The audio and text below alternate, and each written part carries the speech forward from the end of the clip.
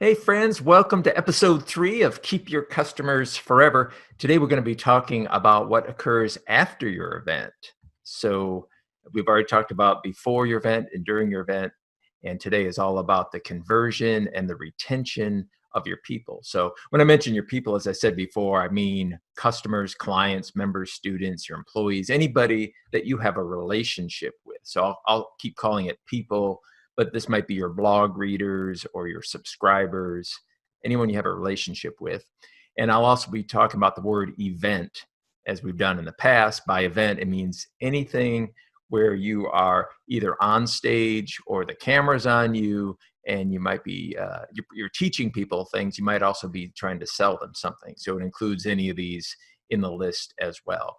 And of course, we'll be talking about the 9 principles. This is the whole basis of how to keep your customers forever. In the last episode, we talked about 4 of the principles: closing the loop and timing and frequency. In this episode, we're going to talk about 3 others we haven't mentioned much, which is about purpose and the delivery mode and the participation. But the point is that everything I'm teaching you is based on the research and the application of these 9 principles. And everything has 3 purposes here. That is, every bit of advice I'm giving you is meant to increase your response rates, your participation rates, the attention that your people pay to you when you ask them questions, either in a formal survey or just to ask them questions. We're going to boost that. And we're also going to boost the loyalty and engagement of your people. That is, have them focus on you. That's the whole point of this, is have them just waiting on you, looking to you, focusing on you. And third, to always get accurate, meaningful, actionable, reliable results, which so often is not the case. If you send a survey out there or ask a question on Facebook and you get a handful of people to respond, and then people take action, and it's such a mistake. I just saw this the other day with somebody I follow, and they sent out a poll saying, hey, should we do this, this, or this? And 12 people responded. Well, that's not good enough. That's not accurate results. It's not a representative sample. So I'm going to show you how to get huge response rates so your results are meaningful. So episode 1, we talked about before your event, how to draw people in, how to get them to show up for your event, whether it's a broadcast or webinar or what have you. And then in episode 2, we talked about what goes on during your event, retaining your audience, get them to stay in their seats until you've taught them everything that you can and given them your sales pitch, if that's what you're doing during the event.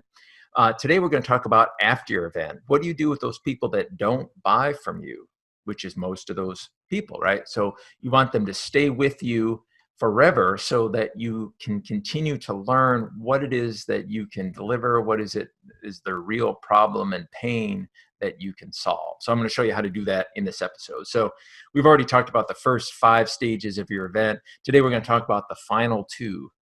Retention and relationship building. That's what it's all about once your event is over, is how do you keep those people on your list? How do you get those people to continue focusing on you so that you can develop these relationships with them?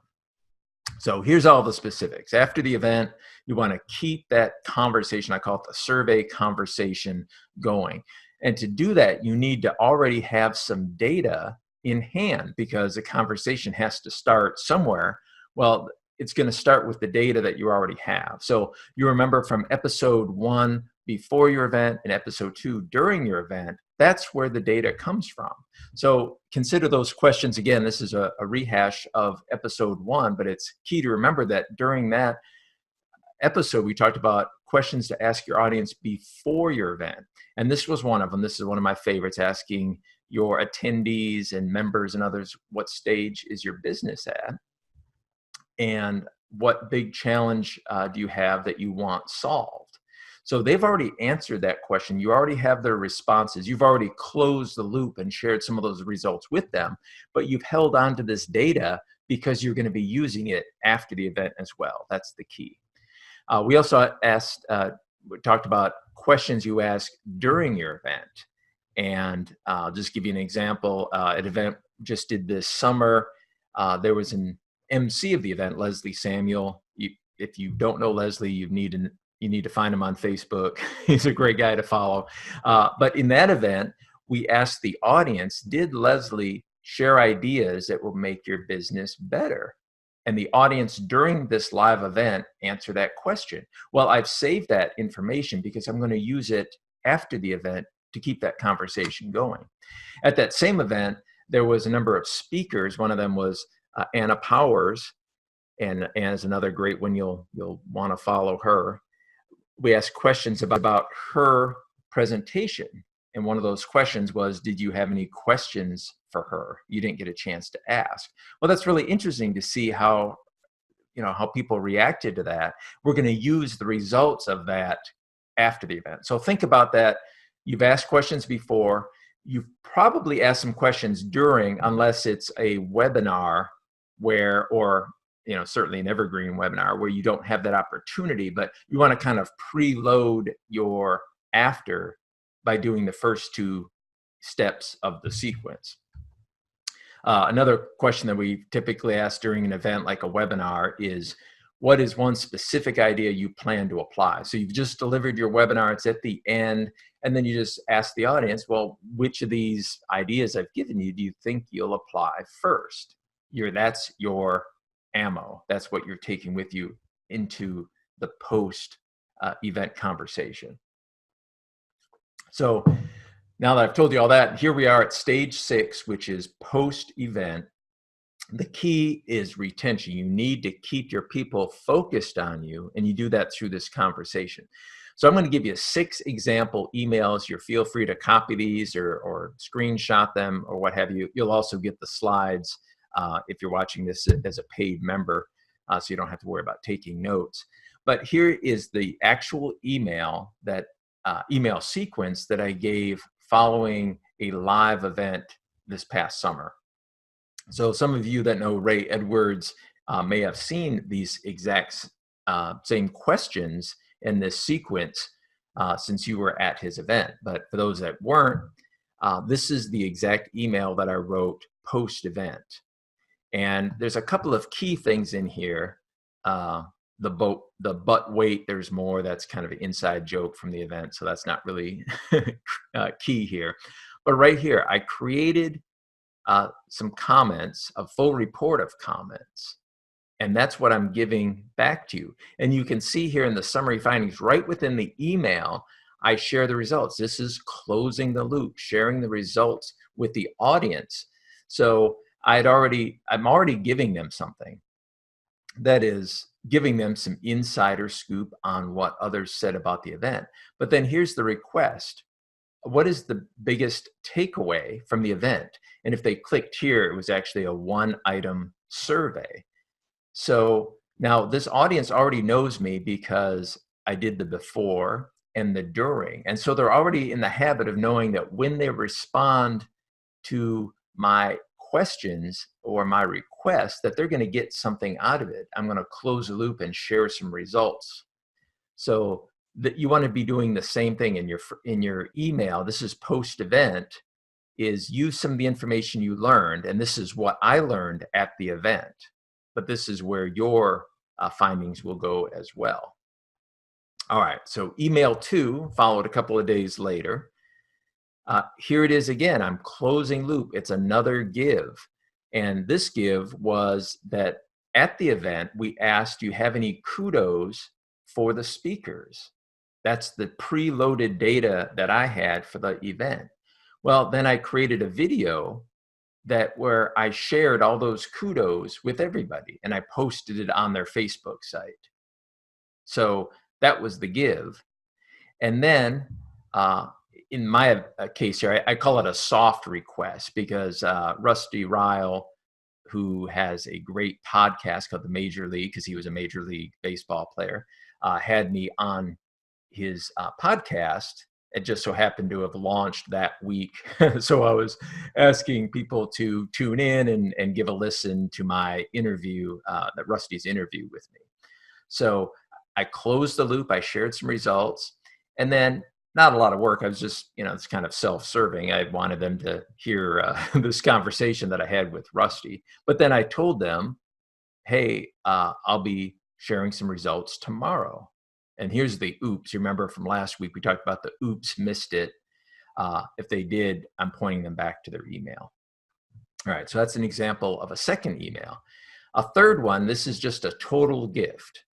And here, remember I asked them before in email 1, what's your top takeaway? Well, now I'm sharing those results. I tell them right off the bat, well, here's 3 of them. Somebody said, take action.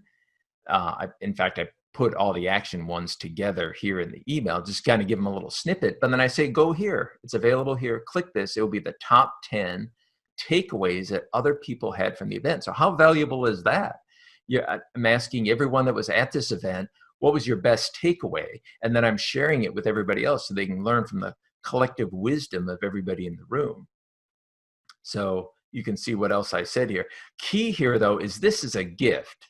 That is, when you click here, it's not prompting them for their email. It's not prompting them for their name. They click it and it downloads, and that's it. So often, almost all the case, people say, oh, I have a gift for you, but it's not a gift, right? You have to exchange your email to get the thing. Well, that's not a gift if you're giving something to them in return. This is a true gift. The fourth one is just a pure request. Because I need some more information. I'm kind of out of ammo, right? I've almost exhausted all the results that I had from the event, before the event, and during the event.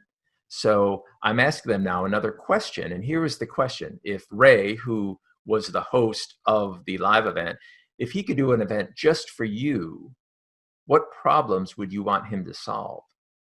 Now, this might be a question you'd like to use for your audience. Say, imagine your dream conference that you go to, and it's just you. You're the only member at the conference, but you can have any speaker there you want. You can have anyone teaching you. What would you want to be taught? So that's a really deep question that you could learn a lot from. And then again, I'm promising to close the loop. When you respond, I will share all the results so you can see how you compare. So of course they're going to respond. So email 5, here it is. Here's the close the loop. Now here's the result. So I just asked them, what would you like Ray to teach?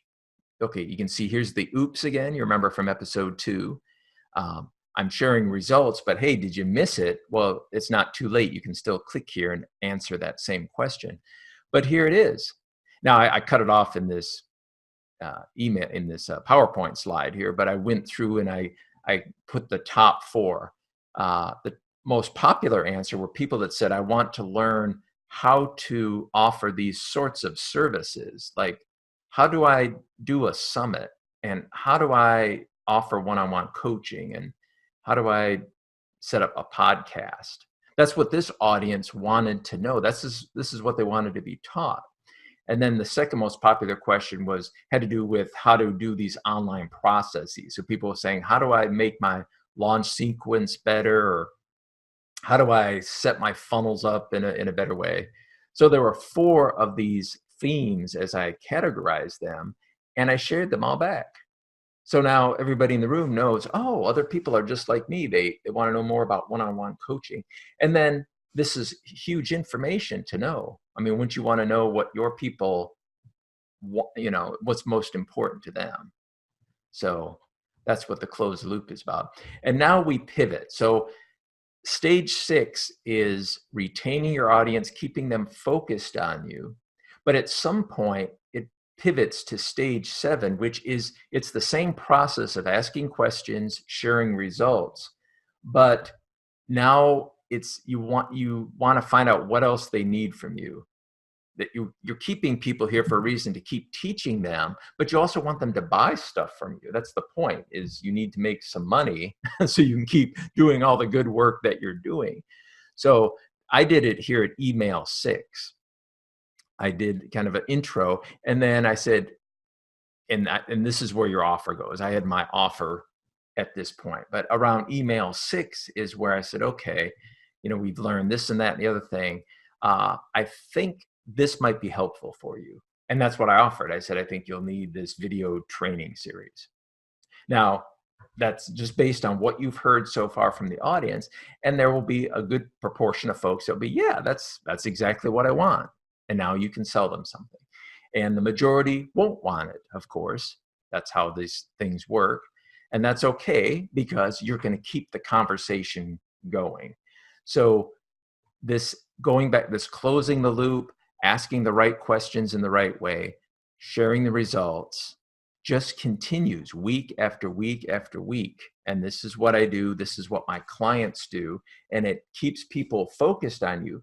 But then every so often, typically every maybe 4 weeks or so, I drop in the request. I call it the big request, because it's asking them if they want to buy something. You want to attend this webinar where I'll teach you this and that and the other thing, and I'm going to be selling you such, this particular service. Or, what I've discovered so far is that a lot of you want to know more about mastermind. So I'm going to offer a mastermind. So whatever your offer would go here in what I'm calling stage 7. All right, so let me show you some results on this, just so you can see that how this worked for this particular audience. So I'm just going to share the click rates and open rates of these very emails that I just showed you. So stage 6 is retention, keeping people focused on you, keep people opening your emails. And then stage 7 goes into the buy. So I'm going to show you the exact results. Here are the emails and the titles of the emails. Now, this first one, I didn't show you the final evaluation request. So imagine this was a live event. So immediately after, I asked the audience, would you evaluate everybody? The speakers evaluate the event. What you typically do at the end of any conference is you do a conference evaluation. So I didn't show you that email, but that was actually the first official, and that was a request asking them to do some work. So let me show you how this breaks down. I'm going to first just talk about the items in green, which are all the requests. And by request, I mean that work is involved. Okay, so in this email, I'm asking them, please fill out the evaluation of the conference, of the event. And so it involves them to click something and to do something. And this is the rate. 36% opened that email and 18.7% clicked on it and filled out the evaluation. So I don't know how that compares to the numbers you usually get, but I'm asking people to do some work here. So, but check this out now. This was the first request. Then we did some close the loops, and we gave the gift, which was the takeaways. Then at this stage, this would have been email 5 in the series. I again asked them to do something, to answer, I think that was the question. That was a question about fill out the survey to tell me what you would want taught at a conference if the conference was just for you. So this is a request for some information that I will then use to close the loop. But look at the open rates, double. Look at the click rates, 29%. Well, how can that be? I'm asking them to do work. Well, what's changed? Closing the loop. The key principles I'm teaching here, that's the difference between this number and that number, is that I have shared results and then shared results again, and then gave them something. And now I ask, hey, I have another question for you. Look what happened at the big request. The numbers go up again, 78%, nearly a third of everybody on that list clicked. So the numbers go up and up. What happened in between? Another close the loop. I asked them about their, this was about what conference. And then here I shared the collective wisdom of everybody on the list. And then I asked another question. And this question is, would you attend this event that I'm doing that is a paid event? Still 78% open. That's the kind of open rates I'm talking about, with an audience that you have already done the before and the during, and then now in the after. All right, let me show you the open and clicks for the gift. Now, this was the highest open rate. That's why I put it in blue here. The gift was the top 10 takeaways. I said, I'm going to share these with you. 84% of them opened that email. The subject heading, I believe, was top 10 takeaways. And 41% of them clicked on it to get that gift. So that was the highest numbers in there, as you might imagine. But I think these are really incredible numbers, 84% open. Here's the same data, but in green are just the closing the loop. So initially, 36% opened that first email. There's a dip here. I don't know if that's significant, but about 34% opened the second email. But look at the numbers go up. Now we're to 43%. Now we're to almost 69%. They're opening the email. They're opening more and more of the emails, a higher percentage, because of the strategy used: the closing the loop, the request, and the gift. And finally, actually, this is adding in the just looking at the request number. So this is where, again, you can see the numbers go up and up over time for both open rates and click rates. So I think that's my last slide on the numbers there. So this is what I want for you. This is what I want on your emails: more and more people in huge numbers opening your email, tuning in to you. It's keeping your customers forever. So for you, what does this mean? Well, if you use this same sequence that we've described in the last 3 episodes, in this example that I gave you, the open rates went up from the first open rate to the last one, 113%. The click rates went up 78%, and all with just 3% unsubscribed. So by the end of the, what was a 7 email sequence, 1/3 of those people are still responding to the survey. Now, of course, I want 100%, so I'm not totally satisfied with this. But to have only 3% unsubscribe, this is unheard of compared to using the technique that we talked about in episode 1, which is the typical technique. Once the event's over, what do you do with those people? Well, you drop them into your blog list, or the gurus teach, well, you just keep sending them offers to see what they bite. I'd say no, I wouldn't do that. That's a good way to get people to unsubscribe, dropping their names with a partner and that sort of thing. Use the sideways survey sequence that we've talked about in all 3 episodes, and these are the sorts of numbers that you'll get. So what does that mean for your business? Well, let's take these one at a time. What if you get the same results? 60 to 80% of people opening every one of your emails over time. What would that do for your exposure? And what would that do for your revenue to have that many people opening your email? What about getting 52% more webinar sales, which is what the experts get? We started this webinar, or this season, talking about the 14 experts that have used this in their webinars and online summits and at their live events. Those that reported their sales, I took the average, it's 52% more sales than they had previously got not using this method. What can that do for you? And what if you could get 100% audience approval every time you're in front of that camera or on stage? And this comes from episode 2, where I shared that the speakers who used the information they learned from the audience before the event, then they used it to modify their presentation. They added in some of what they heard from the audience to make it better. You'll recall that all 4 of those speakers got 100% approval, and the 2 that didn't use it got something significantly less.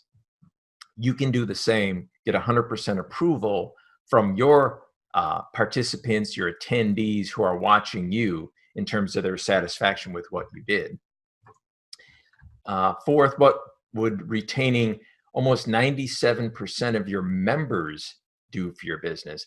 And this comes from the unsubscribe rate. So sending this audience 7 emails in a row in this series, after that amount of time, only 3.3% unsubscribe. So apply that to your own emails.